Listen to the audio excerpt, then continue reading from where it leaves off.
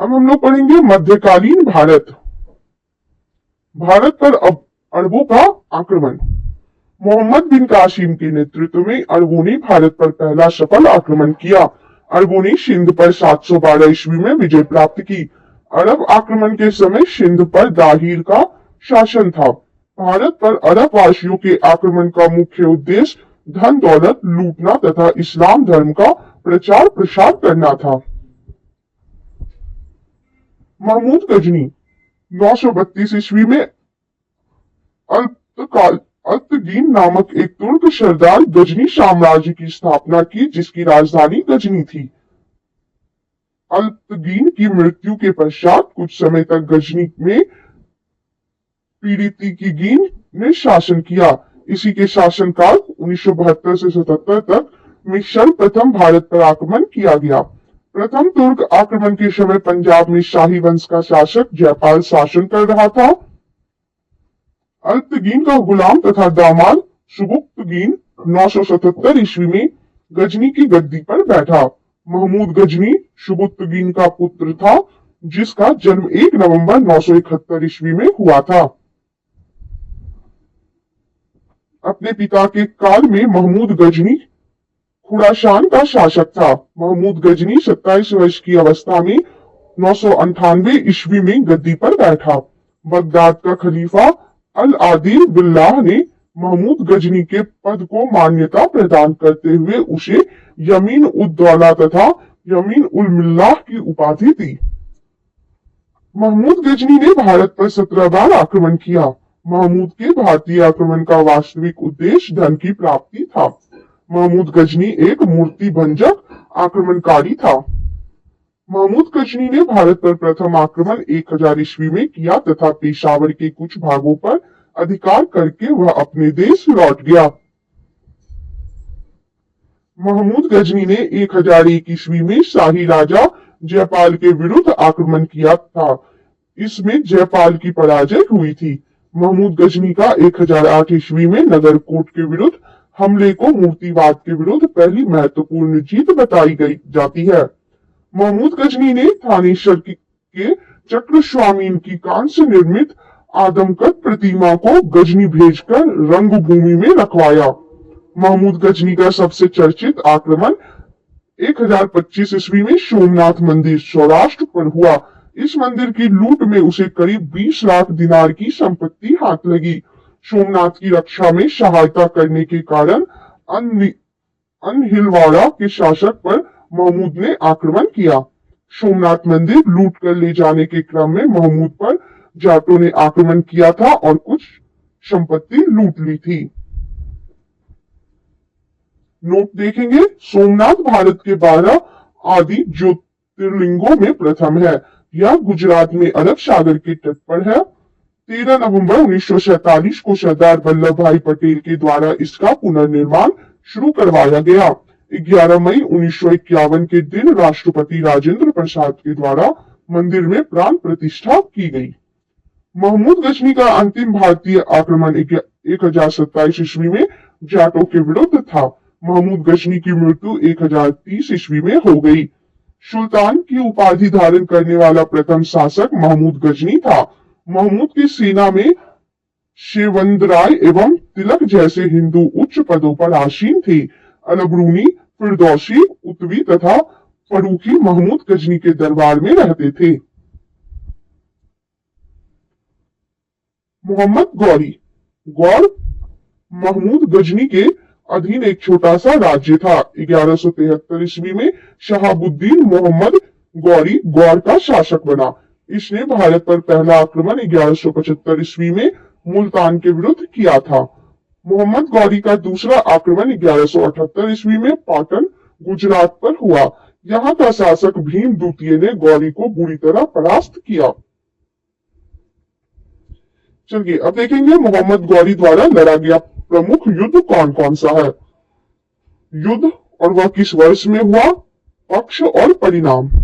तराइन का प्रथम युद्ध 1191 में गौरी व पृथ्वीराज चौहान के बीच हुआ, जिसमें पृथ्वीराज चौहान विजयी रहा। तराइन का प्रथम युद्ध 1191 में गौरी व पृथ्वीराज चौहान के बीच हुआ, जिसमें पृथ्वीराज चौहान विजयी रहा। तराइन का द्वितीय युद्ध 1192 में गौरी व पृथ्वीराज चौहान के बीच हुआ, जिसमें मोहम्मद गौरी विजयी रहा।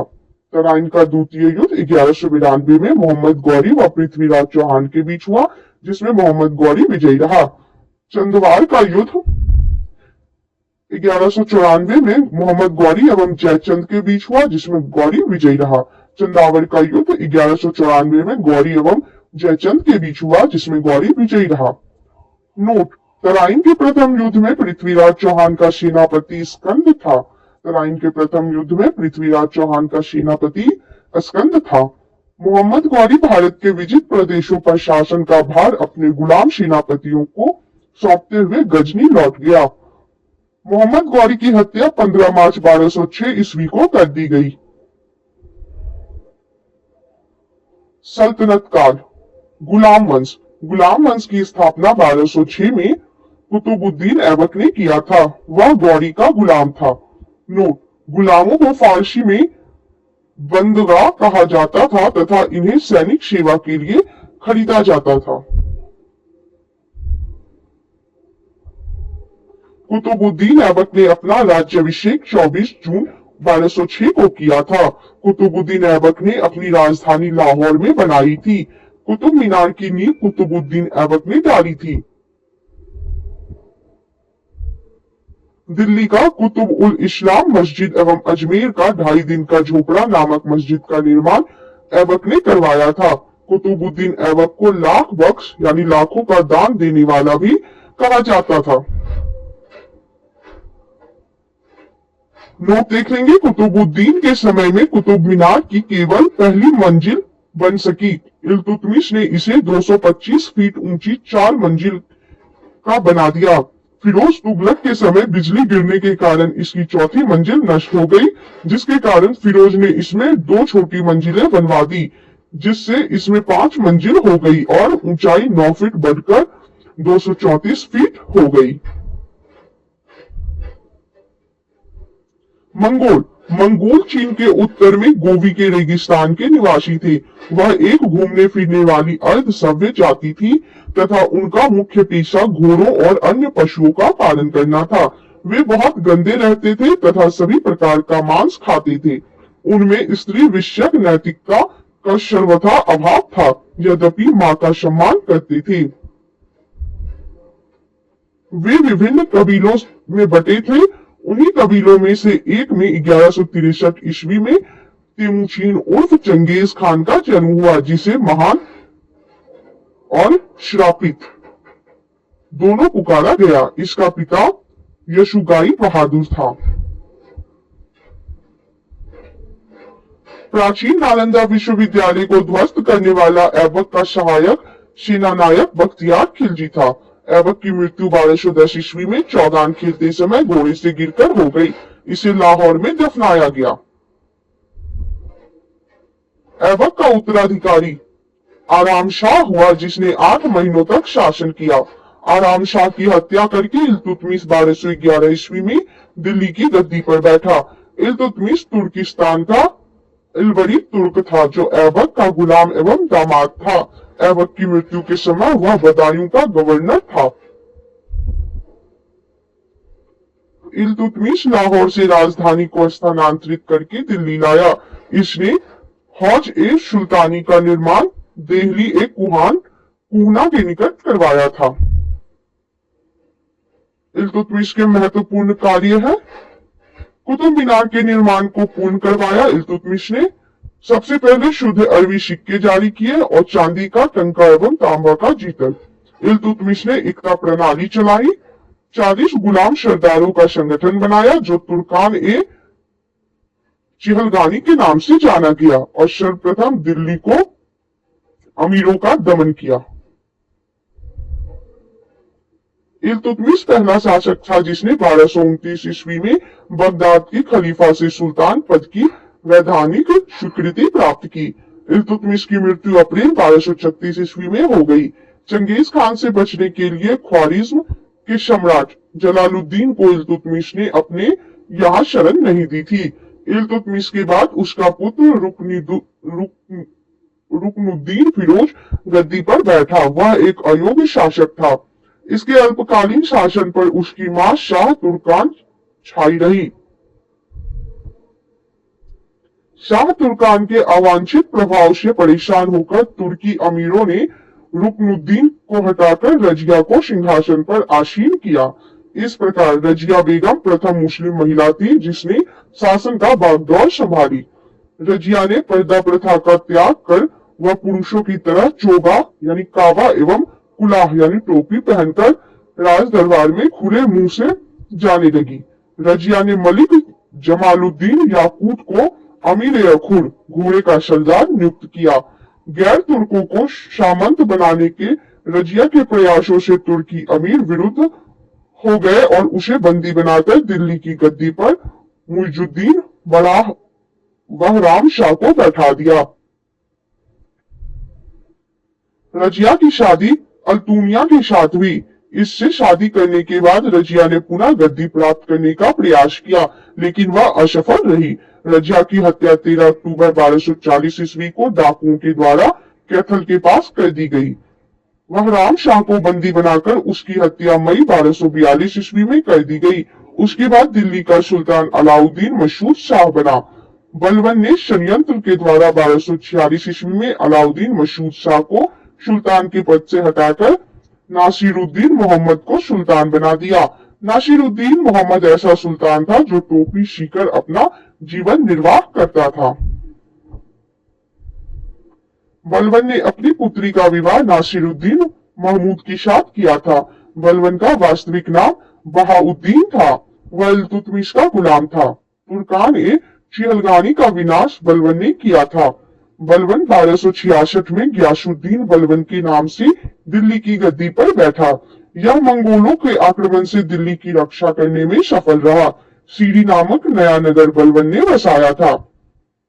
राज दरबार में सिजदा एवं पैबोस प्रथा की शुरुआत बलबन ने की थी। बलबन ने फारसी रीति रिवाज पर आधारित नवरोज फारसी साल का पहला दिन उत्सव को प्रारंभ करवाया। अपने विरोधियों के प्रति बलबन ने कठोर लौह एवं रक्त की नीति का पालन किया।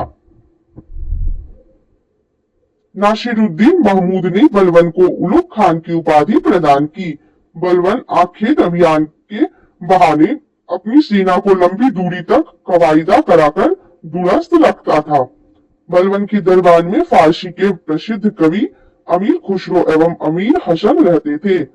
गुलाम वंश का अंतिम शासक शमुद्दीन कैमूर्स था। खिलजी वंश 1290 से 1320 ईस्वी। गुलाम वंश के शासन को समाप्त कर 13 जून 1290 ईस्वी को जलालुद्दीन फिरोज खिलजी ने खिलजी वंश की स्थापना की। इसने किलोखड़ी को अपनी राजधानी बनाया। जलालुद्दीन की हत्या 1296 ईस्वी में उसके भतीजे व दामाद अलाउद्दीन खिलजी ने करामानिकपुर प्रयाग में कर दी। 22 अक्टूबर 1296 में अलाउद्दीन दिल्ली का सुल्तान बना। अलाउद्दीन के बचपन का नाम अली तथा गुरसाप था। अलाउद्दीन खिलजी ने सेना को नगद वेतन देने एवं अस्थायी सेना की नींव रखी। दिल्ली के शासकों में अलाउद्दीन खिलजी के पास सबसे विशाल अस्थायी सेना थी। घोड़ा दागने एवं सैनिकों का हुलिया लिखने की प्रथा की शुरुआत अलाउद्दीन खिलजी ने की। अलाउद्दीन ने भू राजस्व की दर को बढ़ाकर उपज का 1/2 भाग कर दिया। इसने खम्स लूट का धन में सुल्तान का हिस्सा 1/4 भाग के स्थान पर 3/4 भाग कर दिया। इसने व्यापारियों में बेईमानी रोकने के लिए कम तौलने वाले व्यक्ति के शरीर में से मांस काट लेने की आदेश दिया। इसने अपने शासनकाल में मूल्य नियंत्रण प्रणाली को दृढ़ता से लागू किया। दक्षिण भारत की विजय के लिए अलाउद्दीन ने मलिक काफूर को भेजा।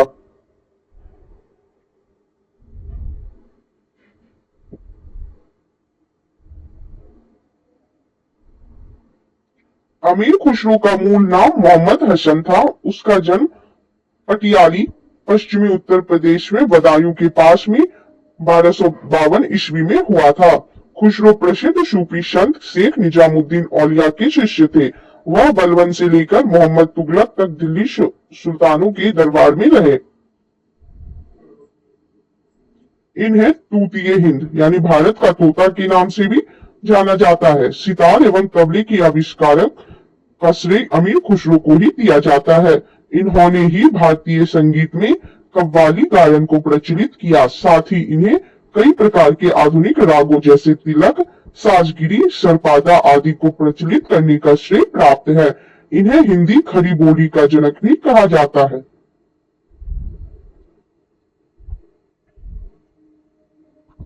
बाजार नियंत्रण करने के लिए अलाउद्दीन खिलजी द्वारा बनाए जाने वाले नवीन पद कौन कौन से हैं देखेंगे। दीवान ए रियासत, यह व्यापारियों पर नियंत्रण रखता था। यह बाजार नियंत्रण की पूरी व्यवस्था का संचालन करता था। उसके बाद है शाहना ए मंडी, प्रत्येक बाजार में बाजार का अधीक्षक। बरीद, बाजार के अंदर घूमकर बाजार का निरीक्षण करता था और मुनहियान व गुप्तचर गुप्त सूचना प्राप्त करता था। दक्षिण भारत की विजय के लिए अलाउद्दीन ने मलिक काफूर को भेजा। जमैयत खाना, मस्जिद, अलाई दरवाजा, शीरी का किला व 1000 खंबा महल का निर्माण अलाउद्दीन ने करवाया था।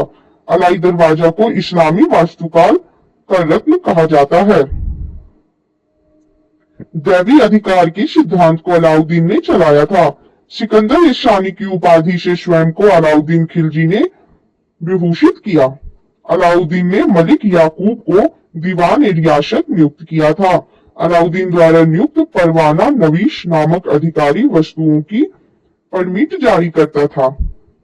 शाहना ए मंडी, यहाँ खाद्यान्नों को बिक्री हेतु लाया जाता था। शरार ए अदल, यहाँ वस्त्र, शक्कर, जड़ी बूटी, मेवा, दीपक का तेल एवं अन्य निर्मित वस्तुएं बिकने के लिए आती थी। अलाउद्दीन खिलजी की आर्थिक नीति का व्यापक जानकारी जियाउद्दीन बरनी की कृति तारीख फिरोज शाही से मिलती है। खजाइनुल फतू अमीर खुसरो, रिहाल इब्न बतूता एवं फतूहस लातीन इशामी की कृति है। मूल्य नियंत्रण को सफल बनाने में मुहत्सिब, सेंसर एवं नाजीर, नाप तौल अधिकारी की महत्वपूर्ण भूमिका थी। राजस्व सुधारों के अंतर्गत अलाउद्दीन ने सर्वप्रथम मिल्क इनाम एवं वक्फ के अंतर्गत दी गई भूमि को वापस लेकर उसे खालसा भूमि में बदल दिया। अलाउद्दीन खिलजी के द्वारा लगाई जाने वाले 2 नवीन कर थे। पहला चराई कर, जो दुधारू पशुओं पर लगाया जाता था, और दूसरा गढ़ी कर, जो घोड़ों एवं झोपड़ी पर लगाया जाता था। अलाउद्दीन खिलजी के शासनकाल में 1297 से 1306 ईस्वी तक मंगोलों के 6 आक्रमण हुए। प्रथम आक्रमण 1297 ईस्वी में कादर खां के नेतृत्व में, दूसरा आक्रमण 1298 ईस्वी में शल्दी के नेतृत्व में और तीसरा आक्रमण 1299 ईस्वी में कुतुलुक ख्वाजा के नेतृत्व में। चौथा आक्रमण 1303 ईस्वी में तारगी के नेतृत्व में। पांचवा आक्रमण 1305 ईस्वी में अली बेग और तार ताक के नेतृत्व में एवं छठा आक्रमण 1306 ईस्वी में कवक ए इकबाल मंद के नेतृत्व में हुआ। अलाउद्दीन खिलजी की मृत्यु 5 जनवरी 1316 ईस्वी को हो गई। कुतुबुद्दीन मुबारक खिलजी 1316 ईस्वी को दिल्ली के सिंहासन पर बैठा। इसे नग्न स्त्री पुरुष की संगत पसंद थी। मुबारक खिलजी कभी कभी राज दरबार में स्त्रियों का वस्त्र पहनकर आ जाता था। बरनी के अनुसार मुबारक कभी कभी नग्न होकर दरबारियों के बीच दौरा करता था। मुबारक खान ने खलीफा की उपाधि धारण की थी। मुबारक के वजीर खुसरो खान ने 15 अप्रैल 1320 ईस्वी को इसकी हत्या कर दी और स्वयं दिल्ली के सिंहासन पर बैठा। खुसरो खान ने पैगंबर के सेनापति की उपाधि धारण की। तुगलक वंश 1320 से 1398 ईस्वी। 5 सितंबर 1320 को खुसरो खान को पराजित करके गाजी मलिक या तुगलक गाजी गयासुद्दीन तुगलक के नाम से 8 सितंबर 1320 को दिल्ली के सिंहासन पर बैठा। गयासुद्दीन ने अलाउद्दीन के समय में लिए गए अमीरों की भूमि को पुनः लौटा दिया। इसने सिंचाई के लिए कुएं एवं नहरों का निर्माण करवाया। संभवतः नहरों का निर्माण करने वाला गयासुद्दीन प्रथम शासक था। मोहम्मद बिन तुगलक द्वारा क्रियान्वित क्रमशः 4 योजनाएं कौन कौन सी है? पहला, दोआब क्षेत्र में कर वृद्धि 1326 से 27 ईस्वी में। दूसरा योजना है राजधानी परिवर्तन 1326 से 27 ईस्वी। तीसरा है सांकेतिक मुद्रा का प्रचलन 1329 से 30 ईस्वी। और चौथा है खुरासन एवं कराचील का अभियान। गयासुद्दीन तुगलक ने दिल्ली के समीप स्थित पहाड़ियों पर तुगलकाबाद नाम का एक नया नगर स्थापित किया। रोमन शैली में निर्मित इस नगर में एक दुर्ग का निर्माण भी हुआ। इस दुर्ग को 56 कोट के नाम से भी जाना जाता है। गयासुद्दीन तुगलक की मृत्यु 1325 ईस्वी में बंगाल के अभियान से लौटते समय जूना खान द्वारा निर्मित लकड़ी के महल में दबकर हो गई। गयासुद्दीन के बाद उलुग खान या जूना खान मोहम्मद बिन तुगलक के नाम से 1325 में दिल्ली के सिंहासन पर बैठा। मध्यकालीन सभी सुल्तानों ने मोहम्मद तुगलक सर्वाधिक शिक्षित, विद्वान एवं योग्य व्यक्ति था। मोहम्मद बिन तुगलक को अपनी शनक भरी योजनाओं, क्रूर कृत्यों एवं दूसरे के सुख दुख के प्रति उपेक्षा भाव रखने के कारण स्वप्नशील, पागल एवं रक्त पिपासु कहा गया। मोहम्मद बिन तुगलक ने कृषि के विकास के लिए अमीर ए कोही नामक एक नवीन विभाग की स्थापना की। मोहम्मद बिन तुगलक ने अपनी राजधानी दिल्ली से देवगिरी में स्थानांतरित की और इसका नाम दौलताबाद रखा। मोहम्मद बिन तुगलक अपने प्रत्येक मलिक के सम्मान में 2 पोशाक दिया करता था, एक जाड़े में और दूसरा गर्मी में। कहा जाता है कि डाक प्रबंधों के द्वारा मोहम्मद बिन तुगलक के लिए ताजे फल यानी खुरासन से एवं पीने के लिए गंगा जल मंगवाया जाता था।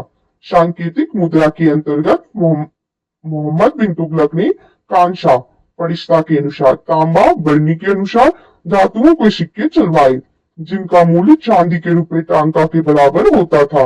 एडवर्ड थॉमस ने मोहम्मद बिन तुगलक को प्रिंस ऑफ मनियर्स की संज्ञा दी। नोट देखेंगे, सांकेतिक मुद्रा का प्रयोग चीन के कुबलई खान एवं ईरान के गजन खान नामक एक मंगोल शासक ने भी किया था। एक बार फिर से देखेंगे, सांकेतिक मुद्रा का प्रयोग चीन के कुबलई खान एवं ईरान के गजन खान नामक एक मंगोल शासक ने भी किया था। अफ्रीकी मोरक्को यात्री इब्न बतूता लगभग 1333 ईस्वी में भारत आया। सुल्तान ने इसे दिल्ली का काजी नियुक्त किया। 1342 ईस्वी में सुल्तान ने इसे अपने राजदूत के रूप में चीन भेजा।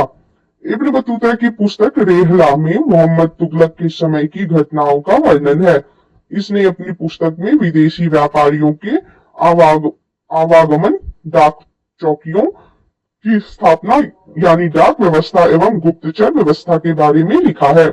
इसने नगारों की भारी ध्वनि के बीच एक स्त्री को सती होने के दृश्य का वर्णन किया। इसके कथानुसार सती होने के लिए सुल्तान की अनुमति लेनी पड़ती थी। मोहम्मद तुगलक के समय जिया नक्शवी पहला व्यक्ति था जिसने संस्कृत कथाओं की एक श्रृंखला का फारसी में अनुवाद किया था। इस पुस्तक का नाम तूतीनामा था, जिसमें एक तोता एक ऐसी विरहिणी नायिका को कहानी सुनाता है जिसका पति यात्रा पर गया है। मोहम्मद तुगलक ने जीन प्रभुशूरी नामक जैन साधु को अपने दरबार में बुलाकर सम्मान प्रदान किया था। मोहम्मद बिन तुगलक की मृत्यु 20 मार्च 1351 ईस्वी को सिंध जाते समय थट्टा के निकट गोडाल में हो गई। मोहम्मद बिन तुगलक के शासनकाल में दक्षिण में हरिहर एवं बुक्का नामक 2 भाइयों ने 1336 में स्वतंत्र राज विजयनगर की स्थापना की। महाराष्ट्र में अलाउद्दीन बहमन शाह ने 1347 ईस्वी में स्वतंत्र बहमनी राज्य की स्थापना की। मोहम्मद बिन तुगलक की मृत्यु पर इतिहासकार बदायूनी लिखता है, अंततः लोगों को उससे मुक्ति मिली और उसे लोगों से। मोहम्मद बिन तुगलक शेख अलाउद्दीन का शिष्य था।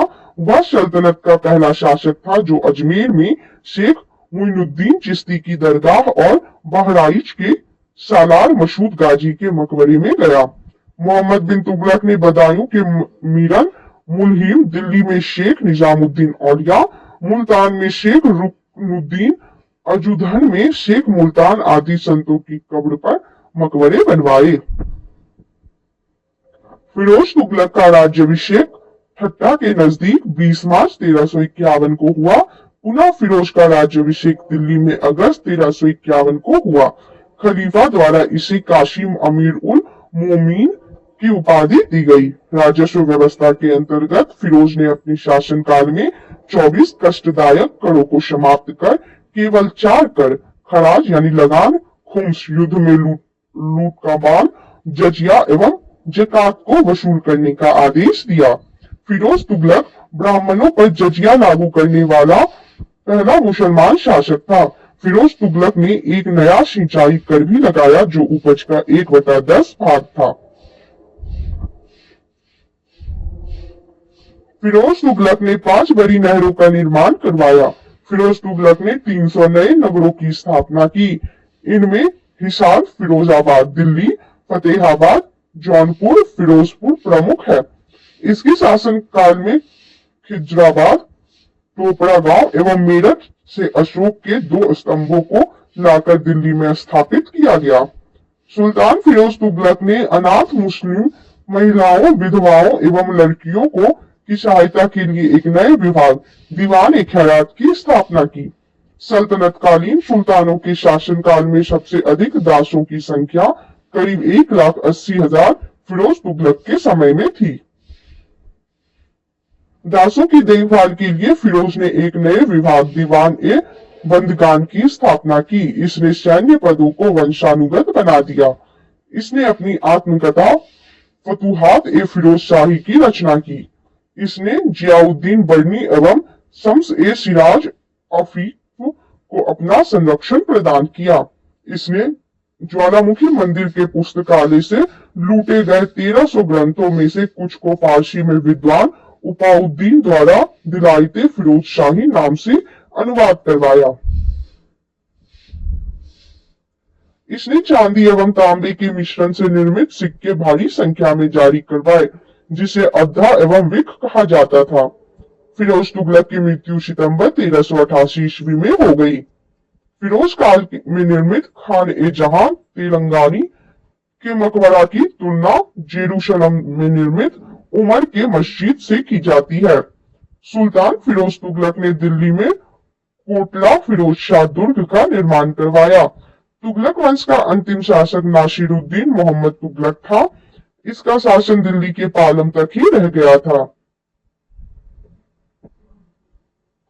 तैमूरलंग ने सुल्तान नासिरुद्दीन महमूद तुगलक के समय 1398 ईस्वी में दिल्ली पर आक्रमण किया। नासिरुद्दीन के समय में ही मलिक कुशर्क पूर्वाधिपति की उपाधि धारण कर एक हिजरा मलिक सरवर ने जौनपुर में एक स्वतंत्र राज्य की स्थापना की। सैयद वंश 1414 से 1451 ईस्वी। सैयद वंश का संस्थापक खिज खान था। इसने सुल्तान की उपाधि न धारण कर अपने को रैयत ए आला की उपाधि से ही खुश रखा। खिज खान तैमूरलंग का सेनापति था। भारत से लौटते समय तैमूरलंग ने खिज खान को मुल्तान, लाहौर एवं दीपालपुर का शासक नियुक्त किया। खिज खान नियमित रूप से तैमूर के पुत्र शाहरुख को कर भेजता था। खिज खान की मृत्यु 20 मई 1421 ईस्वी में हो गई। खिज खान के पुत्र मुबारक खान ने शाह की उपाधि धारण की थी। याहिया बिन अहमद सरहिंद को मुबारक शाह का संरक्षण प्राप्त था। इसकी पुस्तक तारीख ए मुबारक शाही में सैयद वंश के विषय में जानकारी मिलती है। यमुना के किनारे मुबारकाबाद की स्थापना मुबारक शाह ने की थी। सैयद वंश का अंतिम सुल्तान अलाउद्दीन आलम शाह था। सैयद वंश का शासन करीब 37 वर्षों तक रहा। इसके बाद है लोधी वंश 1451 से 1526 ईस्वी तक। लोधी वंश का संस्थापक बहलोल लोधी था। वह 19 अप्रैल 1451 को बहलोल शाहदाची की उपाधि से दिल्ली के सिंहासन पर बैठा। दिल्ली पर प्रथम अफगान राज्य की स्थापना का श्रेय बहलोल लोधी को दिया जाता है। बहलोल लोधी ने बहलोल सिक्के का प्रचलन करवाया। वह अपने सरदारों को मकसद ए अली कहकर पुकारता था। वह अपने सरदारों के खड़े रहने पर स्वयं भी खड़ा रहता था। बहलोल लोदी का पुत्र निजाम खान 17 जुलाई 1489 ईस्वी में सुल्तान सिकंदर शाह की उपाधि से दिल्ली के सिंहासन पर बैठा। 1504 ईस्वी में सिकंदर लोदी ने आगरा शहर की स्थापना की। भूमि के लिए मापन के प्रामाणिक पैमाना गजे सिकंदरी का प्रचलन सिकंदर लोदी ने किया। गुलरुखी शीर्षक से फारसी कविताएं लिखने वाला सुल्तान सिकंदर लोदी था। सिकंदर लोदी ने आगरा को अपनी नई राजधानी बनाया। इसके आदेश पर संस्कृत के एक आयुर्वेद ग्रंथ का फारसी में फरहंगे सिकंदरी के नाम से अनुवाद हुआ। इसने नगर कोट के ज्वालामुखी मंदिर की मूर्ति को तोड़कर उसके टुकड़ों को कसाईयों को मांस तौलने के लिए दे दिया था। इसने मुसलमानों को ताजिया निकालने एवं मुसलमान स्त्रियों को पीरों तथा संतों के मजार में जाने पर प्रतिबंध लगा दिया। गले की बीमारी के कारण सिकंदर लोदी की मृत्यु 21 नवंबर 1517 को हो गई। इसी दिन इसका पुत्र इब्राहिम शाह की उपाधि से आगरा के सिंहासन पर बैठा। संभवतः दिल्ली के सुल्तानों में सिकंदर लोदी प्रथम सुल्तान था जो हिंदुओं के त्योहारों मुख्यतया होली में भाग लेता था। नोट: दिल्ली की मोट मस्जिद सिकंदर लोदी के प्रधानमंत्री यानी वजीर मियां भोइया ने 1505 में बनवाई थी। 21 अप्रैल 1526 ईस्वी को पानीपत के प्रथम युद्ध में इब्राहिम लोदी बाबर से हार गया। इस युद्ध में वह मारा गया। बाबर को भारत पर आक्रमण के लिए निमंत्रण पंजाब के शासक दौलत खान लोदी एवं इब्राहिम लोदी के चाचा आलम खान ने दिया था। सल्तनत कालीन शासन व्यवस्था। केंद्रीय प्रशासन का मुखिया सुल्तान बलबन एवं अलाउद्दीन के समय अमीर प्रवाहहीन हो गए। अमीरों का महत्व चरमोत्कर्ष पर था। लोदी वंश के शासनकाल में सल्तनत काल में मंत्री परिषद को मजलिस ए खलवत कहा गया। मजलिस ए खास में मजलिस ए खलवत की बैठक होती थी। बार ए खास इसमें सुल्तान सभी दरबारियों, खानों, अमीरों, मलिकों और अन्य रईसों को बुलाता था। बार ए आजम सुल्तान राजकीय कार्यों का अधिकांश भाग पूरा करता था।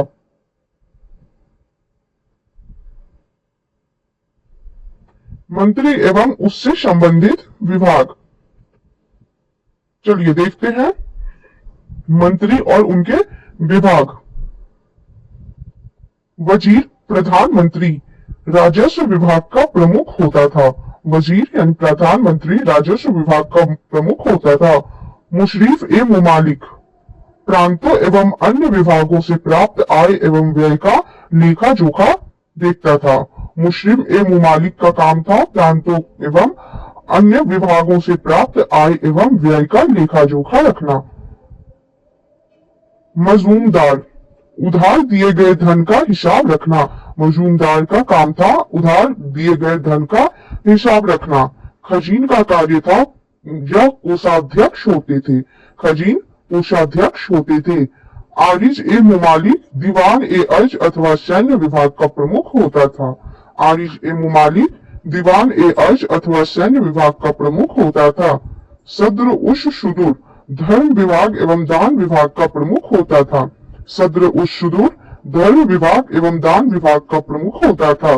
काजी उल कजात सुल्तान के बाद न्याय का सर्वोच्च अधिकारी। काजी उल कजात सुल्तान के बाद न्याय का सर्वोच्च अधिकारी था। वरीद ए मुमालिक गुप्तचर विभाग का प्रमुख अधिकारी होता था।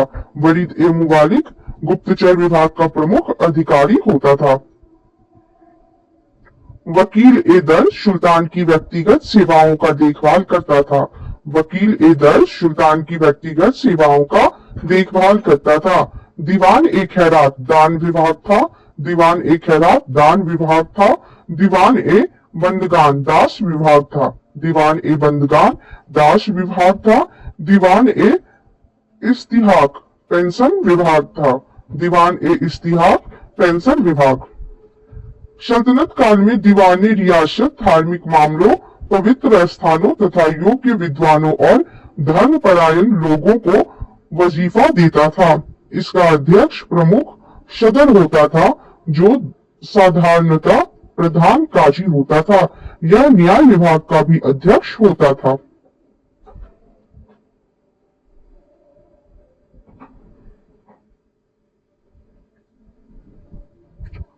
विभाग और बनाने वाले सुल्तान।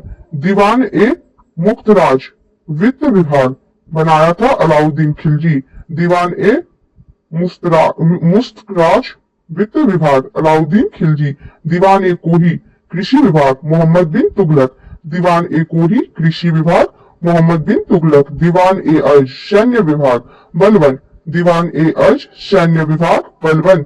दीवान ए बंदगान फिरोज शाह तुगलक। दीवान ए बंदगान फिरोज शाह तुगलक। दीवान ए खैरात फिरोज शाह तुगलक। दीवान ए खैरात फिरोज शाह तुगलक। दीवान ए इस्तिहाक फिरोज शाह तुगलक। दीवान ए इस्तिहाक फिरोज शाह तुगलक। दीवान ए इंसान नामक विभाग राज्य के पत्राचार से संबंध रखता था। साम्राज्य के विभिन्न भागों में चल रही गतिविधियों की पूर्ण जानकारी के लिए दूतों की नियुक्ति की जाती थी। ये दूत वरीद कहलाते थे। शासक के सबसे ज्यादा विश्वास पात्र लोग ही मुख्य वरीद के पद पर नियुक्त किए जाते थे। लोक निर्माण विभाग की स्थापना फिरोज तुगलक ने की थी। यह विभाग नहरों तथा सार्वजनिक भवनों का निर्माण करता था। सल्तनत अनेक प्रांतों में बटा हुआ था, जिसे इक्ता या सूबा कहा जाता था। यहाँ का शासन नायब या वली या मुक्ति द्वारा होता था। इक्ताओं को शिकों यानी जिलों में विभाजित किया गया था, जहाँ का प्रमुख अधिकारी शिकदार होता था, जो एक सैनिक अधिकारी था। राजस्व कर व्यवस्था। उश्र मुसलमानों से लिया जाने वाला भूमि कर। खराज गैर मुसलमानों से लिया जाने वाला भूमि कर। जकात मुसलमानों पर धार्मिक कर, संपत्ति का 40वां हिस्सा। जजिया गैर मुसलमानों पर धार्मिक कर। नोट देख लीजिए। खम्स या लूटे हुए धन खानों अथवा भूमि में गड़े हुए खजानों से प्राप्त संपत्ति का 1/5 भाग था, जिस पर सुल्तान का अधिकार था, तथा शेष 4/5 भाग पर उसके सैनिकों अथवा खजाने को प्राप्त करने वाले व्यक्ति का अधिकार होता था। परंतु फिरोज तुगलक को छोड़कर अन्य सभी शासकों ने 4/5 हिस्सा स्वयं अपने लिए रखा। सुल्तान सिकंदर लोदी ने गड़े हुए खजानों में से कोई हिस्सा नहीं लिया। सिखों को परगनों में विभाजित किया गया था। आमिर परगने का मुख्य अधिकारी था और मुशरीफ लगान को निश्चित करने वाला अधिकारी। एक शहर या 100 गांवों के शासन की देखरेख अमीर ए शदा नामक अधिकारी करता था। प्रशासन की सबसे छोटी इकाई ग्राम होता था।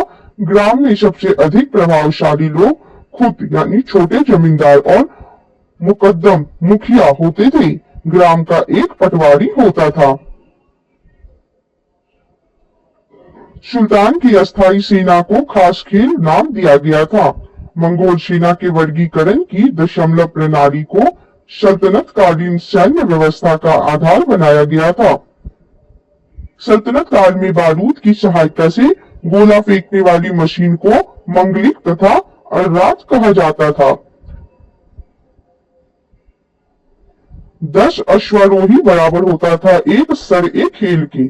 10 अश्वारोही बराबर एक सर ए खेल। 10 सर ए खेल बराबर होता था एक शिप सालार। 10 सर ए खेल बराबर होता था एक सिप हसालार के। 10 सिप हसालार बराबर होता था एक अमीर के। 10 सिप हसालार एक अमीर के बराबर होता था। 10 अमीर एक मलिक के बराबर। 10 अमीर एक मलिक के बराबर और 10 मलिक एक खान के बराबर। 10 मलिक एक खान के बराबर।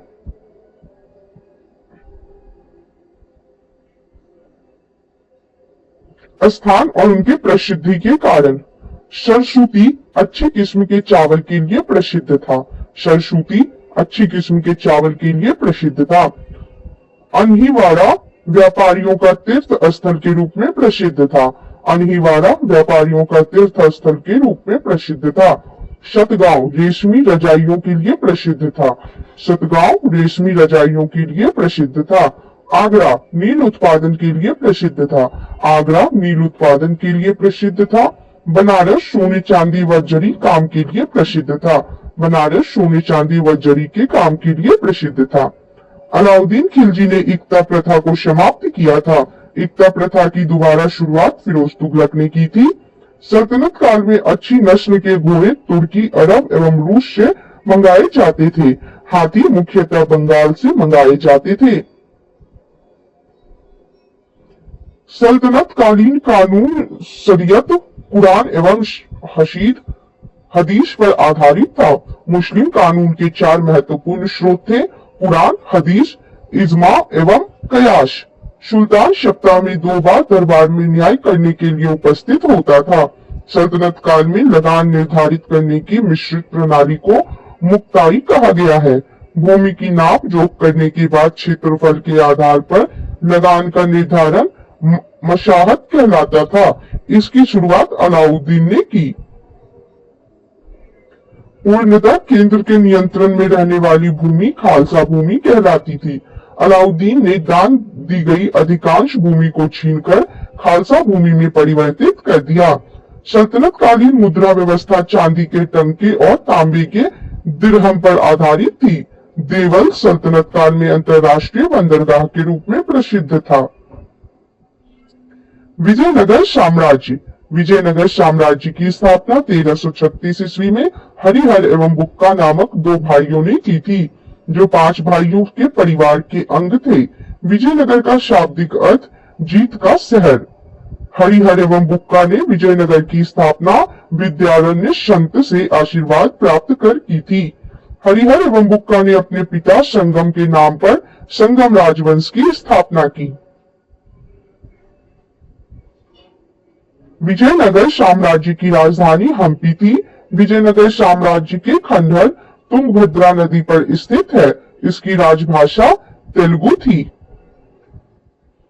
संगम वंश के प्रमुख शासक हरिहर 1336 से 1356 तक। बुक्का प्रथम का शासन 1356 से 1377 तक रहा। हरिहर द्वितीय का शासन 1377 से 1404 तक। देवराय प्रथम का शासक 1406 से 1422 तक। देवराय द्वितीय का 1422 से 1446 तक और मल्लिकार्जुन का 1446 से 1465 तक शासन रहा। विरूपाक्ष द्वितीय का शासन 1465 से 1485 तक रहा। हरिहर एवं बुक्का पहले वारंगल के काकतीय शासक प्रताप रुद्रदेव के सामंत थे। विजयनगर साम्राज्य पर क्रमशः निम्न वंशों ने शासन किया: संगम, शलुभ, तुलुभ एवं अराविडु वंश। अष्ट दिग्गज में शामिल कवि और उनकी रचना देखेंगे। अल्लसनी पेद्दन, मनुचरितम एवं हरिकथासार। अल्लसनी पेद्दन रचना है मनुचरितम एवं हरिकथासार। नंदी तिम्स की रचना है परिजात हरण। नंदी तिम्स की रचना है परिजात हरण। भट्ट मूर्ति की रचना है नरस भूपालियम और हरिचंद्रन लोपाख्यानम। भट्ट मूर्ति, नरस भूपालियम और हरिचंद्रन लोपाख्यानम। धूर्जति कलहस्ती महात्म्य। धूर्जति कलहस्ती महात्म्य। मल्लन राजशेखर रचित। मल्लन राजशेखर रचित। अच्युत राज रामचंद्र शकल कथा सार संग्रह एवं रमाव्युद्यम।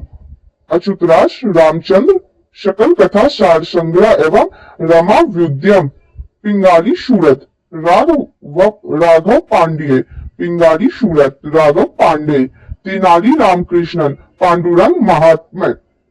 तेनाली रामकृष्णन पांडुरंग महात्म्य।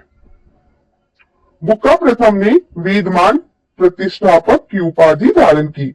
हरिहर द्वितीय ने संगम शासकों में सबसे पहले महाराजाधिराज की उपाधि धारण की थी। इटली की यात्रा निकोलो कॉन्टी विजयनगर की यात्रा पर देवराय प्रथम के शासनकाल में आया। इसने दास प्रथा के बारे में विस्तृत वर्णन किया है। तेलुगु के 5 महाकाव्य देखेंगे कौन कौन है महाकाव्य और उनके रचनाकार। आमुक्त माल्यद के रचनाकार कृष्णदेव राय हैं। आमुक्त माल्यद के रचनाकार कृष्णदेव राय हैं। मनुचरितम के रचनाकार अल्लसनी पेद्दन है। मनुचरितम के रचनाकार अल्लसनी पेद्दन है। वसुचरित के रचनाकार भट्टमूर्ति हैं। वसुचरित के रचनाकार भट्टमूर्ति हैं। राघव पांडवियमु के रचनाकार पिंगली शूरत है। राघव पांडवियमु के रचनाकार पिंगली शूरत है। पांडुरंग महात्म्य के रचनाकार तेनाली रामकृष्णन है। पांडुरंग महात्म्य के रचनाकार तेनाली रामकृष्णन है। देवराय प्रथम ने तुंगभद्रा नदी पर एक बांध बनवाया ताकि जल की कमी दूर करने के लिए नगर में नहरें ला सके। सिंचाई के लिए उसने हरिद्रा नदी पर भी बांध बनवाया। संगम वंश का सबसे प्रतापी राजा देवराय द्वितीय था। इसे इमादी देवराय भी कहा जाता था। फारसी राजदूत अब्दुल रज्जाक देवराय द्वितीय के शासनकाल में विजयनगर आया था। इसके अनुसार विजयनगर में पुलिस वालों का वेतन वेश्यालय की आय से दी जाती थी। तेलुगु कवि श्रीनाथ कुछ दिनों तक देवराय द्वितीय के दरबार में रहे। फरिश्ता के अनुसार देवराय द्वितीय ने अपनी सेना में 2000 मुसलमानों को भर्ती किया था एवं उन्हें जागीरें दी थी। एक अभिलेख में देवराय द्वितीय को जग बेटकर हाथियों का शिकारी कहा गया है। देवराय द्वितीय ने संस्कृत ग्रंथ महानाटक सुधानिधि एवं ब्रह्मसूत्र पर भाष्य लिखा। मल्लिकार्जुन को प्रौढ़ देवराय भी कहा जाता था। शालूम नरसिंह ने विजयनगर में दूसरे राजवंश सालुक वंश 1485 से 1506 ईस्वी तक की स्थापना की। तुलुक वंश 1505 से 1565 ईस्वी की स्थापना वीर नरसिंह ने की थी। तुलुक वंश का महान शासक कृष्णदेव राय था।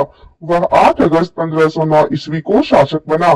शालुक तिम्मा कृष्णदेव राय का योग्य मंत्री एवं सेनापति था। बाबर ने अपनी आत्मकथा बाबरनामा में कृष्णदेव राय को भारत का सर्वाधिक शक्तिशाली शासक बताया। कृष्णदेव राय के शासनकाल में पुर्तगाली यात्री डोमिंगोस पायस विजयनगर आया था। कृष्णदेव राय के दरबार में तेलुगु साहित्य के 8 सर्वश्रेष्ठ कवि रहते थे, जिन्हें अष्टदिग्गज कहा जाता था। अष्टदिग्गज तेलुगु कवियों में अल्लसनी पेद्दन सर्वप्रमुख था, जो संस्कृत एवं तेलुगु दोनों भाषाओं का विद्वान था। इसे तेलुगु कविता का पितामह व आंध्र कविता का पितामह की उपाधि प्राप्त थी। उसके शासनकाल को तेलुगु साहित्य का क्लासिक युग कहा गया है। कृष्णदेव राय ने तेलुगु में अमुक्त माल्याद एवं संस्कृत में जामवती, कल्याणम और उषा परिणय की रचना की। विजयनगर साम्राज्य में नंदिनागढ़ी लिपि का प्रयोग होता था। नागलपुर नामक नए नगर, हजारा राम एवं विठल स्वामी मंदिर का निर्माण कृष्णदेव राय ने करवाया था। इसके अतिरिक्त कृष्णदेव राय ने चिदम्बरम मंदिर, अंबारम में पार्वती का मंदिर एवं कांचीपुरम में वरदराज एवं एकम्बरनाथ मंदिर का निर्माण करवाया। कृष्णदेव राय की मृत्यु 1529 ईस्वी में हो गई। कृष्णदेव राय ने आंध्र घोष, अभिनव घोष, आंध्र पितामह आदि उपाधि धारण की थी। तुलुक वंश का अंतिम शासक सदाशिव था। राक्षसी तंगड़ी या तालीकोटा या बन्नीहट्टी का युद्ध 23 जनवरी 1565 ईस्वी में हुआ। इसी युद्ध के कारण विजयनगर का पतन हुआ। विजयनगर के विरुद्ध बने दक्षिण राज्यों के संघ में शामिल था बीजापुर, अहमदनगर, गोलकुंडा एवं बीदर। इस संयुक्त मोर्चे का नेतृत्व अली आदिल शाह कर रहा था। तालीकोटा के युद्ध में विजयनगर का नेतृत्व राम राय कर रहा था। विजयनगर के राजाओं को बहमनी के सुल्तानों के हित 3 अलग अलग क्षेत्रों में आपस में टकराते थे। तुंगभद्रा के दोआब में, कृष्णा गोदावरी के कछाड़ में और मराठावाड़ा के प्रदेश में। तालीकोटा युद्ध के बाद सदाशिव ने तिरुमल के सहयोग से पेनुकोंडा को राजधानी बनाकर शासन करना प्रारंभ किया। विजयनगर के चौथे राजवंश अराविडु वंश 1570 से 1672 ईस्वी तक की स्थापना तिरुमल ने सदाशिव को अपदस्थ कर पेनुकोंडा में किया। अराविडु वंश का अंतिम शासक रंग तृतीय था। अराविडु शासक वेंकट द्वितीय के शासनकाल में ही वोडेयार ने 1612 ईस्वी में मैसूर राज्य की स्थापना की थी। विजयनगर साम्राज्य की प्रशासनिक इकाई का क्रम घटते हुए इस प्रकार था। प्रांत मंडल, कोट्टम या वलनाडु जिला, नाडु मेला ग्राम 50 ग्राम का समूह और फिर ऊर यानी ग्राम। विजयनगर कालीन सेना नायकों को नायक कहा जाता था। ये नायक वस्तुतः भूसामंत थे जिन्हें राजा वेतन के बदले अथवा उनकी अधीनस्थ सेना के रखरखाव के लिए विशेष भूखंड देता था जो अमरम कहलाता था। आयंगर व्यवस्था प्रशासन को सुचारू रूप से संचालित करने के लिए प्रत्येक ग्राम को एक स्वतंत्र इकाई के रूप में संगठित किया गया था। इन ग्रामीण इकाइयों पर शासन हेतु 12 प्रशासकीय अधिकारियों की नियुक्ति की जाती थी जिनको सामूहिक रूप से आयंगर कहा जाता था। ये अवैतनिक होते थे। इनकी सेवाओं के बदले सरकार इन्हें पूर्णतः लगान मुक्त व कर मुक्त भूमि प्रदान करती थी। इनका पद आनुवांशिक होता था। वह इस पद को बेच या गिरवी रख सकता था। ग्राम स्तर की कोई भी संपत्ति इन अधिकारियों की इजाजत के बगैर ना तो बेची जा सकती थी और ना ही दान में दी जा सकती थी। विजयनगर आने वाला प्रमुख विदेशी यात्री देश, काल और शासक। निकोलो कोंटी इटली से आया था 1420 ईस्वी में देवराय प्रथम के शासनकाल में। निकोलो कोंटी इटली का था जो 1420 में आया था देवराय प्रथम के शासनकाल में। अब्दुल रजाक फारस से आया था 1442 ईस्वी में देवराय द्वितीय के शासनकाल में। अब्दुल रजाक फारस से आया था 1442 ईस्वी में देवराय द्वितीय के शासनकाल में। नूनीच पुर्तगाल से आया था 1535 ईस्वी में अच्युत राय के शासनकाल में। नूनीच पुर्तगाल से आया था 1535 ईस्वी में अच्युत राय के शासनकाल में। डोमिंग पायस पुर्तगाल से आया था 1515 ईस्वी में कृष्णदेव राय के शासनकाल में। डोमिंग पायस पुर्तगाल से आया था 1515 ईस्वी में कृष्णदेव राय के शासनकाल में। बारबोसा पुर्तगाल से आया था 1515-16 ईस्वी में कृष्णदेव राय के शासनकाल में। बारबोसा पुर्तगाल से आया था 1515-16 ईस्वी में कृष्णदेव राय के शासनकाल में। कर्णिक नामक आयंगर के पास जमीन के क्रय विक्रय से संबंधित समस्त दस्तावेज होते थे। विजयनगर साम्राज्य की आय का सबसे बड़ा स्रोत लगान था। भू राजस्व की दर उपज का 1/6वां भाग था। विवाह कर वर एवं वधू दोनों से लिया जाता था। विधवा से विवाह करने वाले इस कर से मुक्त थे। उम्बली ग्राम में विशेष सेवाओं के बदले दी जाने वाली लगान मुक्त भूमि की भूधारणा पद्धति थी। रक्त कोड़गे युद्ध में शौर्य का प्रदर्शन करने वाले मृत लोगों के परिवार को दी गई भूमि को कहा जाता था।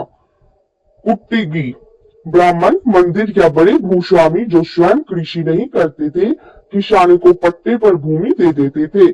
ऐसी भूमि को कुट्टगी कहा जाता था। वे कृषक मजदूर जो भूमि के क्रय विक्रय के साथ ही हस्तांतरित हो जाते थे कुदी कहलाते थे।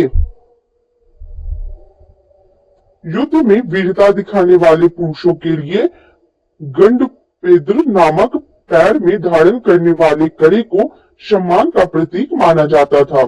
कृष्णदेव राय के दरबार में महिला अंगरक्षिकाओं का वर्णन मिलता है। विजयनगर का सैन्य विभाग कदाचार कहलाता था तथा इस विभाग का उच्च अधिकारी दंड नायक या सेनापति होता था। टकसाल विभाग को जोड़ीखाना कहा जाता था। चिट्टियों की तरह व्यापार में निपुण दस्तकार वर्ग के लोगों को वीर पंजाल कहा जाता था। उत्तर भारत से दक्षिण भारत में आकर बसे लोगों को बड़वा कहा जाता था। विजयनगर में दास प्रथा प्रचलित थी। मनुष्यों के क्रय विक्रय को वेश्वग कहा जाता था। पर्दा प्रथा का प्रचलन नहीं था, परंतु सती प्रथा स्वैच्छिक विद्यमान थी। बाल विवाह सामान्य प्रथा थी। मंदिरों में रहने वाली स्त्रियों को देवदासी कहा जाता था। इनको आजीविका के लिए भूमि या नियमित वेतन दिया जाता था। विजयनगर के मंदिर स्थापत्य की एक प्रमुख विशेषता कल्याण मंडप एवं 1000 स्तंभों वाले गोपुरम का निर्माण था। कल्याण मंडप में देवता का विवाह समारोह मनाया जाता था। मंदिर के साथ देवता की पत्नी हेतु अम्मान मंदिर का भी निर्माण होता था। तिरुपति मंदिर में कृष्ण देव राय एवं उसकी पत्नियां तिरुमल एवं चिंता देवी तथा वेंकट प्रथम आदि की मूर्तियां हैं। महानवमी का त्योहार विजयनगर का प्रमुख राज्योत्सव था।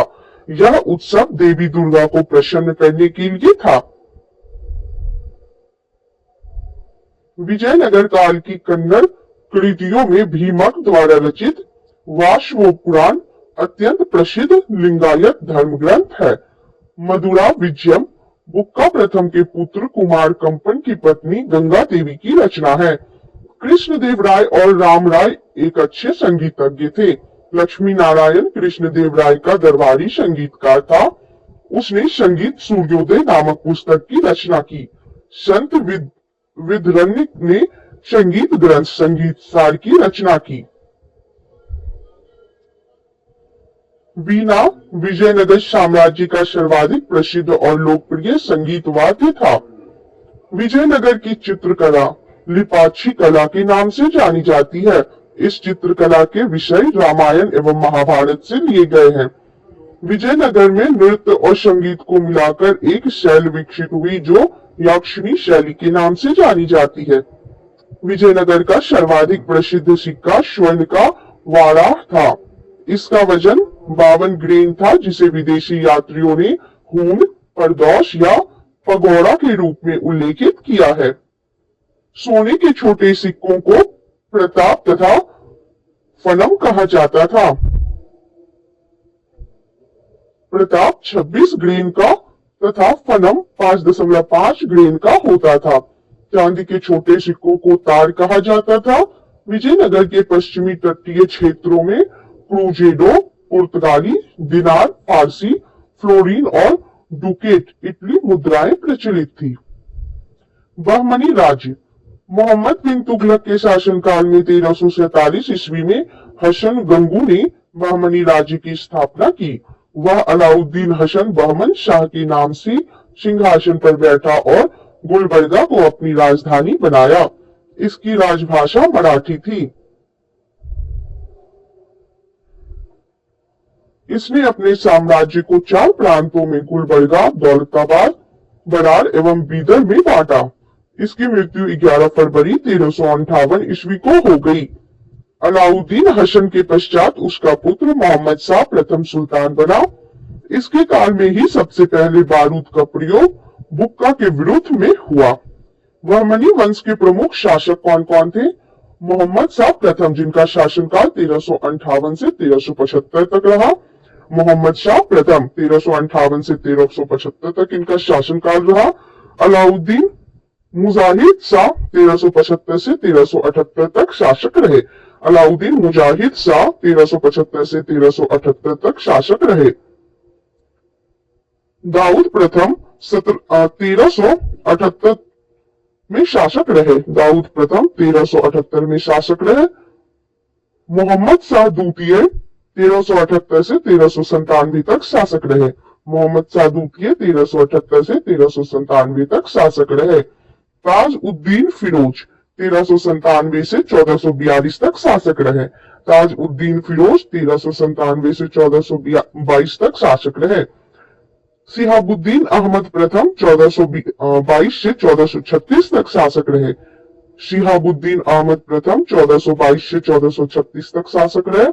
अलाउद्दीन अहमद द्वितीय 1436 से 1458 तक शासक रहे। अलाउद्दीन अहमद द्वितीय 1436 से 1458 तक शासक रहे। शमसुद्दीन मोहम्मद तृतीय 1463 से 1482 तक शासक रहे।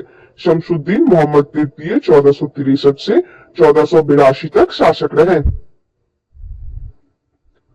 भीमा नदी के तट पर फिरोजाबाद की स्थापना ताज उद्दीन फिरोज ने की थी।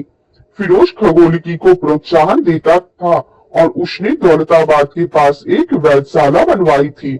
फरिश्ता के अनुसार फिरोज फारसी, अरबी और तुर्की के अतिरिक्त तेलुगु, कन्नड़ और मराठी भाषा भी ज्ञाता था। फिरोज शाह बहमनी का सबसे बड़ा कार्य प्रशासन में बड़े स्तर पर हिंदुओं को सम्मिलित करना था। चौल और गंगोर इसके समय के प्रमुख बंदरगाह थे। प्रांतपति तरफदार के विशेष विरुद्ध, प्रांत और विशेष विरुद्ध देखेंगे। दौलताबाद मसनद ए आली, दौलताबाद मसनद ए आली, बड़ार मजलिस ए आली, बड़ार मजलिस ए आली, बीदर अजाम ए हुमायूं, बीदर अजाम ए हुमायूं और गुलबर्गा मालिक नायब, गुलबर्गा के विरुद्ध था मालिक नायब। हिशाबुद्दीन अहमद प्रथम ने अपनी राजधानी गुलबर्गा से हटाकर बीदर में स्थापित की। इसने बीदर का नया नाम मोहम्मदाबाद रखा। मोहम्मद तृतीय के शासनकाल में ख्वाजा जहां की उपाधि से महमूद गवा, जो ईरानी थे, को प्रधानमंत्री नियुक्त किया गया। मोहम्मद तृतीय के आदेश पर 1482 में 70 वर्ष की अवस्था में महमूद गवा को फांसी दे दी गई। महमूद गवा ने बीदर में एक महाविद्यालय मदरसा की स्थापना कराई। इसका भवन 3 मंजिला था। इसमें 1000 अध्यापक और विद्यार्थी रह सकते थे। उन्हें भोजन और कपड़ा भी राज्य की ओर से मुफ्त दिया जाता था। रियाजुल इंसान नाम से महमूद गवा के पत्रों का संग्रह किया गया।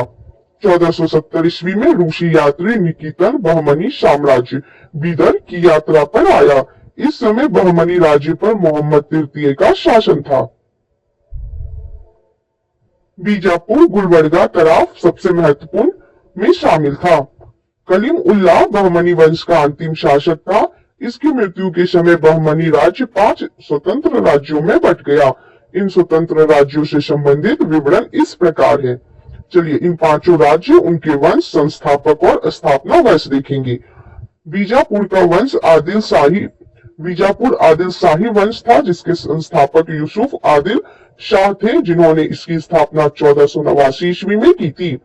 अहमदनगर निजाम शाही वंश, जिसके संस्थापक मलिक अहमद थे, 1490 में इन्होंने इसकी स्थापना की। बड़ार इमाद शाही वंश के संस्थापक फतेह उल्लाह इमाद शाह थे। इसकी स्थापना 1490 में हुई थी। गोलकुंडा कुतुब शाही वंश के संस्थापक कुली कुतुब शाह थे। इसकी स्थापना 1512 में हुई थी। बीदर बरीद शाही वंश के संस्थापक अमीर अली बरीद थे। इसकी स्थापना 1526 ईस्वी में हुई थी। मोहम्मद प्रथम के मंत्री सैफुद्दीन गौरी ने केंद्रीय शासन का कार्य कई विभागों में बांटा और 8 मंत्रियों को नियुक्त किया, जो इस प्रकार थे। मंत्री और उनके विभाग: वकील ए सल्तनत दिल्ली के मलिक नायब के समान।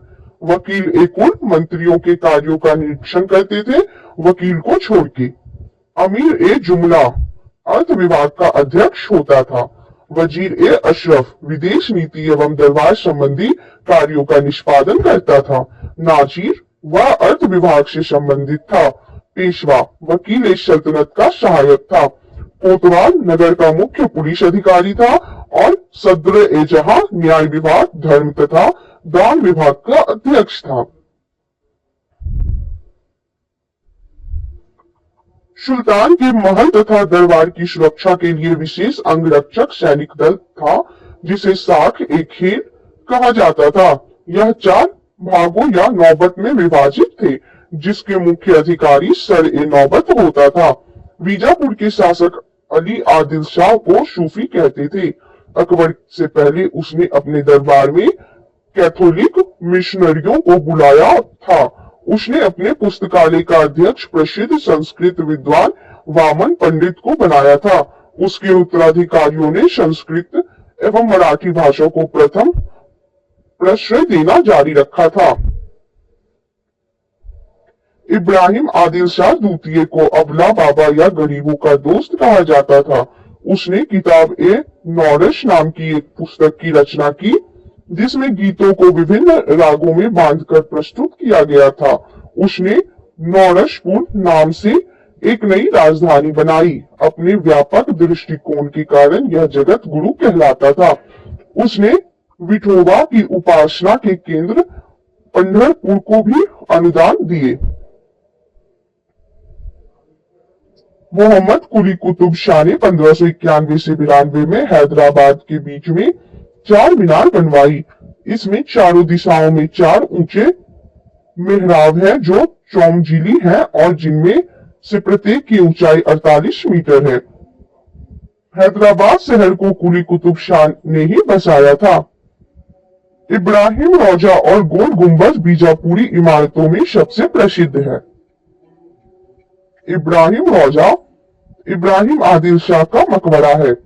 1680 में बनाए गए गोल गुंबज का गुंबद इतना विशाल है जितना विशाल एकल गुंबद कभी नहीं बनवाया गया। इसके सभी अनुपात संगतिपूर्ण है। चारों कानों पर बनी ऊंची और गोलाकार मीनारें इसकी छवि को एक संतुलन प्रदान करती है। कहा जाता है मुख्य कक्ष के एक ओर से फुसफुसाहट की आवाज जाए तो उसे दूसरे छोर पर भी सुना जा सकता है। अब हम लोग पढ़ेंगे स्वतंत्र प्रांतीय राज्य के बारे में। सबसे पहले जौनपुर। जौनपुर की स्थापना फिरोज शाह तुगलक ने अपने भाई जूना खान या मोहम्मद बिन तुगलक की स्मृति में की थी। जौनपुर में स्वतंत्र सरकी राजवंश की स्थापना मलिक सरवर ख्वाजा जहान ने की थी। ख्वाजा जहान को मलिक उश शर्क पूर्व का स्वामी की उपाधि 1394 ईस्वी में फिरोज शाह तुगलक के पुत्र सुल्तान महमूद ने दी थी। जौनपुर के अन्य प्रमुख शासक थे मुबारक शाह 1399 से 1402 तक यह शासक रहे। शमसुद्दीन इब्राहिम शाह जो 1402 से 1436 तक शासक रहे और मोहम्मद महमूद शाह जो 1436 से 1451 ईस्वी तक शासक रहे एवं अंतिम शासक थे हुसैन शाह 1458 से 1500 तक इनका शासक रहा। लगभग 75 वर्ष तक स्वतंत्र रहने के बाद जौनपुर पर बहलोल लोदी ने कब्जा कर लिया। शर्की शासन के अंतर्गत विशेषकर इब्राहिम शाह के समय में जौनपुर में साहित्य एवं स्थापत्य कला के क्षेत्र में हुए विकास के कारण जौनपुर को भारत के सिराज के नाम से जाना गया। अटाला देवी की मस्जिद का निर्माण 1408 ईस्वी में शर्की सुल्तान इब्राहिम शाह द्वारा किया गया था। अटाला देवी मस्जिद का निर्माण कन्नौज के राजा विजय चंद्र द्वारा निर्मित अटाला देवी के मंदिर को तोड़कर किया गया था। जामा मस्जिद का निर्माण 1470 ईस्वी में हुसैन शाह सरकी के द्वारा किया गया था। पीर बोधन नामक सूफी संत इस काल का एक महान संगीतकार था। झंझरी मस्जिद 1430 ईस्वी में इब्राहिम सरकी के द्वारा एवं लाल दरवाजा मस्जिद का निर्माण मोहम्मद शाह के द्वारा 1450 ईस्वी में किया गया था। अब पढ़ेंगे हम लोग कश्मीर के बारे में। शुहादेव नामक एक हिंदू ने 1301 ईस्वी में कश्मीर में हिंदू राज्य की स्थापना की थी। 1339 से 40 ईस्वी में कश्मीर में शाहमीर के द्वारा प्रथम मुस्लिम वंश की स्थापना की गई। कश्मीर का प्रथम मुस्लिम शासक शाहमीर था जो शमसुद्दीन शाहमीर के नाम से गद्दी पर बैठा। इसने अपनी राजधानी इंद्रकोट में स्थापित की। अलाउद्दीन ने राजधानी इंद्रकोट से हटाकर अलाउद्दीनपुर श्रीनगर में स्थापित की। हिंदू मंदिरों एवं मूर्तियों को तोड़ने के कारण सुल्तान सिकंदर शाह 1389 से 1413 तक को बुत सिकन कहा गया। 1420 ईस्वी में जैन उल आबदीन सिंहासन पर बैठा। इसकी धार्मिक सहिष्णुता के कारण इसे कश्मीर का अकबर कहा गया। इसने जजिया हटा दिया, गोवध निषिद्ध कर दिया तथा सती प्रथा पर से प्रतिबंध हटा दिया। जैन उल आबदीन के प्रशासन में अनेक हिंदुओं को ऊंचे पद प्राप्त थे। श्री भट्ट उसका न्याय मंत्री और दरबारी चिकित्सक था। उलर झील स्थित जैनालंका इसके काल की अभियांत्रिकी उन्नति का उत्कृष्ट नमूना है। जैन उल आबदीन फारसी, संस्कृत, कश्मीरी, तिब्बती आदि भाषाओं का ज्ञाता था। इसने महाभारत एवं राजतरंगिणी को फारसी का अनुवाद करवाया। अब पढ़ेंगे हम लोग बंगाल के बारे में। इख्तियारुद्दीन मोहम्मद बिन बख्तियार खिलजी ने बंगाल को दिल्ली सल्तनत में मिलाया। गियासुद्दीन तुगलक ने बंगाल को 3 भागों में विभाजित किया। लखनौती उत्तर बंगाल, सोनारगांव पूरब बंगाल व सतगांव दक्षिण बंगाल।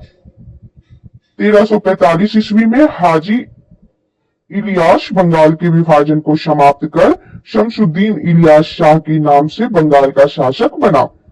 पांडुआ में अदीना मस्जिद का निर्माण 1364 ईस्वी में सुल्तान सिकंदर शाह ने करवाया था। बंगाल का शासक गियासुद्दीन आजम शाह 1389 से 1409 ईस्वी तक इसने शासन किया। अपनी न्याय प्रियता के लिए प्रसिद्ध था। अलाउद्दीन हुसैन शाह 1493 से 1518 ईस्वी तक ने राजधानी को पांडुआ से गौड़ स्थानांतरित किया। महाप्रभु चैतन्य अलाउद्दीन के समकालीन थे। अलाउद्दीन ने सत्यपीर नामक आंदोलन की शुरुआत की।